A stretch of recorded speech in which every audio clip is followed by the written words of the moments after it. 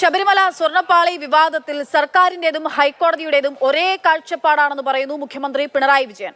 കുറ്റക്കാരെ രക്ഷപ്പെടാൻ അനുവദിക്കില്ല എന്നും മുഖ്യമന്ത്രി പറഞ്ഞു. കോടതിയുടെ ഇടപെടലോടെ സ്വർണ്ണക്കൊള്ള പുറത്തുവന്നു എന്ന് പ്രതിപക്ഷ നേതാവ് വി ഡി സതീശൻ.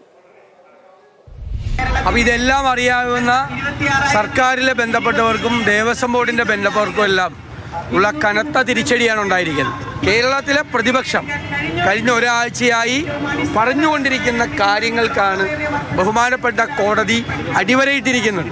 ഒരാളെ ഒഴിവാക്കാതെ അയ്യപ്പന്റെ ദ്വാരപാലക ശില്പം കോടീശ്വരന്മാർക്ക് വിൽക്കാൻ കൂട്ടുനിന്നവരെല്ലാവരും നിയമത്തിന്റെ മുന്നിൽ വരണം. ഗവൺമെന്റും ഹൈക്കോടതിയും രണ്ട് ഭാഗത്തല്ല, ഒരേ കാഴ്ചപ്പാടേ ഉള്ളൂ. ഇതൊരു കുറ്റം ആരെങ്കിലും ചെയ്തിട്ടുണ്ടെങ്കിൽ ആ കുറ്റം ചെയ്തവര് നിയമത്തിന്റെ കരങ്ങളിൽ എത്തിപ്പെടും. ആവശ്യമായ ശിക്ഷ അവർക്ക് ഉറപ്പാക്കണം. വന്നിടത്തോളം ബോർഡിനെ സംബന്ധിച്ചൊരു പരാമർശം വന്നിട്ടില്ല.